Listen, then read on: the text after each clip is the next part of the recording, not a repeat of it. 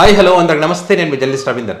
టాపిక్లోకి వెళ్ళడానికి ముందు నాకు ఒక రిక్వెస్ట్, మన ఛానల్ ఎవరైనా సబ్స్క్రైబ్ చేసుకోకపోతే కనుక తప్పకుండా చేసుకోండి, నాకు సపోర్ట్ చేయండి. సో టాపిక్ ఏంటంటే, మాజీ మంత్రి కొడాలి నాని గారు కొన్ని హాట్ కామెంట్స్ చేశారు. కూటమికి జనం గూటం దింపే రోజులు దగ్గర పడ్డాయి. 2029లో వైఎస్ జగన్మోహన్ రెడ్డి గారి గెలుపును ఎవరు కూడా ఆపలేరు. జగన్మోహన్ రెడ్డి గారిని ఓడించి ప్రజలు తప్పు చేస్తారనే భావనలో ఉన్నారనేటువంటి అనేక ఆసక్తికరమైన విషయాలను కొడాలి నాని గారు ఈరోజు మాట్లాడడం జరిగింది.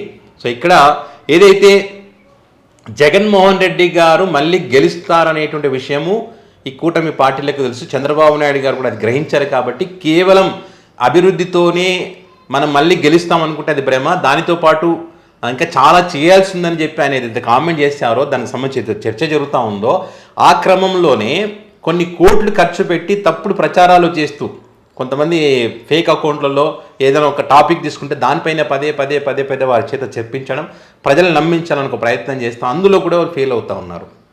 వాళ్ళు ఇచ్చినటువంటి హామీలు ఇవ్వడంలో ఫెయిల్ అవుతూ ఉన్నారు. అబద్ధపు ప్రచారాల విషయంలో కూడా వాళ్ళు ఫెయిల్ అవుతూ ఉన్నారు. ఎందుకంటే ప్రజలకు సోషల్ మీడియా ఉంది. ప్రజలు అన్నీ అప్పటికప్పుడే తెలుసుకుంటున్నారు. క్షణాల్లో వాళ్ళు అబద్ధం చెప్పేలోపు నిజం ఏంటో వారికి తెలిసిపోతుంది. సో కాబట్టి అది కూడా నమ్మేటువంటి పరిస్థితి లేదు. రాష్ట్ర ప్రజలందరూ కూడా రాష్ట్ర ప్రజలందరికీ కూడా జగన్మోహన్ రెడ్డి గారి విలువ తెలిసిందని చెప్పి 2024 ఎన్నికల్లో జగన్ గారిని ఓడించి చంద్రబాబు గారిని నమ్మి మోసపోయామనేటువంటి అభిప్రాయానికి ప్రజలు వచ్చారని చెప్పి జగన్మోహన్ రెడ్డి గారు మాట ఇస్తే తప్పుడని ఆ మాటకు కట్టుబడి ఎంత దూరమైనా వెళ్ళే వ్యక్తి జగన్మోహన్ రెడ్డి గారని, ఆ క్రమంలోనే 2019లో గెలిచిన తర్వాత అనేక హామీలు అమలు చేసిన వ్యక్తి జగన్మోహన్ రెడ్డి గారు. కాబట్టి 2029 ఎన్నికల్లో ఖచ్చితంగా జగన్మోహన్ రెడ్డి గారిని గెలిపించుకుంటాం, ఆయన నమ్ముతామని చెప్పి ప్రజలు ఆ భావనతో ఉన్నారనే విషయాలు కూడా మరి కొడాలి నాని గారు ప్రస్తావించడం కానీ, జగన్ను వదులుకొని తప్పు చేశామనే భావనలో ప్రజలు బాధపడుతూ ఉన్నారంట. జగన్ ప్రభుత్వం ఉంటేనే తమకు మంచి జరుగుతుందనేటువంటి అభిప్రాయంతో వాళ్ళు ఉన్నారు. 2029లో జగన్ను సీఎం అవ్వకుండా అడ్డుకునే సత్తా ఎవరికి కూడా లేదు. జగన్మోహన్ రెడ్డిని ఎదుర్కోవడానికి అంటే వాళ్ళకి అర్థమైపోయింది, ఏం చేసినా జగన్మోహన్ రెడ్డి గారి గెలుపును ఆపలేమనే ఉద్దేశంతో వాళ్ళు ఏం చేస్తున్నారా అంటే చెల్లెల్ని రోడ్డు మీదకి తీసుకొచ్చి, తల్లిని రోడ్డు మీదకి తీసుకొచ్చి ఆస్తులకు సంబంధించి గొడవలు పెట్టి జగన్మోహన్ రెడ్డి గారి మీద నిందలు వేస్తూ ఉన్నారు. ఇక్కడ తండ్రి చనిపోతే తండ్రి నుంచి వచ్చే దాంట్లో వాటాలు అడుగుతారు, అది ఓకే. ఇక్కడ జగన్మోహన్ రెడ్డి గారు ఆ ఆస్తులో కూడా వాటాలు అంటే జగన్మోహన్ రెడ్డి గారు ఆస్తులో వాటాలు ఇవ్వడానికి కూడా ఏం అభ్యంతరం లేదు, ఇస్తానని చెప్పారనేది చూస్తూ ఉన్నాం. సో ఇక్కడ ఏమవుతుందంటే జగన్ గారి పైన కేసులు పెట్టారు. ఆ కేసులు ఎక్కడ ఉన్నాయి? కోర్టు పరిధిలో ఉన్నాయి. అవి క్లియరెన్స్ అయ్యి ఒక తీర్పు వస్తే అప్పుడు వాటాలు ఇవ్వడానికి జగన్ గారు ఏదైతే తన చెల్లెకు ప్రేమతో ఇవ్వాలనుకున్నాడు అది ఇవ్వడానికి అవకాశం లేదు. ఇంతకు ముందే చాలా ఇచ్చారని చెప్పి అనేక మంది చెప్తా ఉన్నారు. సీనియర్లు కాంగ్రెస్ పార్టీలో ఉన్న వ్యక్తులు కూడా చెప్తా ఉన్నారు, ఇంతకంటే ఏమి ఇస్తారమ్మా అని చెప్పి. అంత చేసినప్పటికీ కూడా రోడ్డుకెక్కి అంటే ఏ ఇంట్లో ఆస్తుల గొడవలు లేవు, ఇంకా జగన్మోహన్ రెడ్డి ఒక్క ఇంట్లోనే ఈ రకంగా గొడవలు ఉన్నాయనేటువంటి విధంగా వీళ్ళు తప్పుడు ప్రచారం చేస్తూ ఎంత తిట్టియాలో అంత తిట్టిస్తూ ఉన్నారు. ఇన్ని మాట్లాడిపోయి అన్ని మాటలు అంటూ ఉన్నారు. అని కూడా జగన్మోహన్ రెడ్డి గారి సంస్కారం ఉంది కాబట్టి తన చెల్లి గురించి ఎక్కడ కూడా మాట్లాడకుండా మౌనంగా ఉన్న సంగతి మనం చూస్తూ ఉన్నాం. సో ఈ రకంగా ఎంత బ్లేమ్ చేయాలని చూస్తూ ఉన్నారో మనం చూస్తా ఉన్నాం. వీటన్నిటి వాడుకొని జగన్మోహన్ రెడ్డి గారు ఓడించడానికి ప్రయత్నం చేస్తున్నప్పటికీ కూడా ప్రజలు అన్నీ అర్థం చేసుకుంటున్నారనే విషయాన్ని కానీ, తిరుపతి లడ్డు విషయంలో ఏ రకంగా కూటమి అబాసు పాలైందో మరి ఆ భగవంతుడు అన్నీ చూస్తున్నాడు. కాబట్టి వచ్చే ఎన్నికల్లో ఖచ్చితంగా కూటమిని ఓడించడానికి కోసం, కూటమికి శిక్ష పడే విధంగా, కూటమి ఆ కర్మ యొక్క ఫలితం అనుభవించే విధంగా ఖచ్చితంగా భగవంతుడి ఆశీస్సులు వైఎస్ఆర్ కాంగ్రెస్ పార్టీ మీద ఉంటాయి. ప్రజల ఆశీస్సులు కూడా జగన్ గారి పైన ఉంటాయి. కాబట్టి ఖచ్చితంగా వచ్చే ఎన్నికల్లో మళ్ళీ అధికారంలోకి రాబోతున్నామనే విషయాన్ని ఇక్కడ ఆయన ప్రస్తావించారు. అదేవిధంగా చెప్పిన ప్రతి హామీని నెరవేర్చిన వ్యక్తి వైఎస్ రాజశేఖర రెడ్డి గారు. ఆయన ఆశయాలకు అనుగుణంగా జగన్మోహన్ రెడ్డి గారు కూడా చెప్పినవి చెప్పనివి అన్నీ కూడా ఆరోగ్యశ్రీ అనుకోండి, ఫీజు రియంబర్స్మెంట్ అనుకోండి, వైఎస్ఆర్ గారు చేసిన దానికి అనుగుణంగా మరి మేనిఫెస్టోలో లేకపోయినప్పటికీ కూడా వైఎస్ఆర్ గారు లాగానే జగన్మోహన్ రెడ్డి గారు కూడా కొన్ని అమలు చేయడం జరిగింది.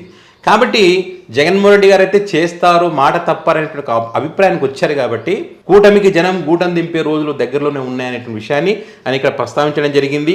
అదేవిధంగా వీడిపోయిన రాష్ట్రాన్ని నందనవనం చేస్తామని చెప్పి 2014లో చంద్రబాబు గారు, మోదీ గారు, పవన్ కళ్యాణ్ గారు మాయమాటలు చెప్పారు.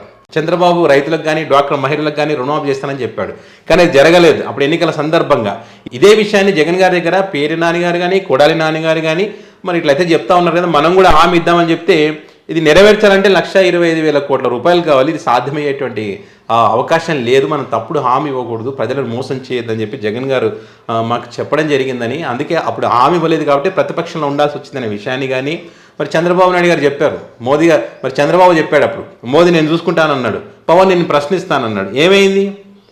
మాయమాటలన్నీ కూడా ఏమీ చేయలేకపోయారు. జగన్ గారు చెప్పినట్టే అందరూ సంకనాకపోయారు అనే విషయాన్ని ఇక్కడ ఆయన ప్రస్తావించడం జరిగింది. చంద్రబాబు మాత్రం 5 ఏళ్ల అధికారాన్ని అద్భుతంగా అనుభవించారు. చంద్రబాబు మోసం చేశారు కాబట్టి 2019లో తెలుసుకున్నారు ప్రజలు. కాబట్టి జగన్మోహన్ రెడ్డి గారికి ఓటేశారు. జగన్ గారు చెప్పినవి చెప్పను అన్నీ కూడా ఆయన అమలు చేయడం జరిగింది. కరోనా టైంలో కూడా పేదలకు ఇంటికి డబ్బులు పంపించి వాళ్ళని ఆదుకున్న ఏకైక ముఖ్యమంత్రి జగన్మోహన్ రెడ్డి గారు. నాకు తెలిసి అన్ని హామీలు నెరవేర్చి ఓడిపోయినటువంటి, అది కూడా దారుణంగా 11 సీట్లకే పడిపోయినటువంటి పరిస్థితి ఏదైనా ఉందంటే రాష్ట్రంలో ఆంధ్రప్రదేశ్లో ఒకటే, అది జగన్మోహన్ రెడ్డి గారికి ఒకటే. అంటే 2024లో దొంగలంతా కలిసి ఆయన చెప్పిన మాటలు చెప్తున్నాను, నేనన్నయ్య కాదు, జగన్ గారిని ఓడించడానికి తప్పుడు హామీలు ఇచ్చారు. జగన్మోహన్ రెడ్డి గారి కన్నా ఎక్కువ పథకాలు ఇస్తామని చెప్పి సూపర్ 6లు సూపర్ 7 రకరకాల హామీలు అని చెప్పి అన్నీ కూడా చెప్పడం వల్ల జనం ఓట్లు వేశారు. కానీ ఓట్లు వేశారు తప్పితే ఏదో జగన్మోహన్ రెడ్డి గారు ఏదో ఆ కార్యక్రమం చేశారు, ఇది చేశారు కాబట్టి జనాలు శీదరించుకున్నారు కాబట్టి ఓడించారనేటువంటిది తప్పుడు ప్రచారము. చంద్రబాబు నాయుడు గారి తప్పుడు వాగ్దానాల వల్లే ఈరోజు మరి వాళ్ళ అధికారంలో ఉన్నారు.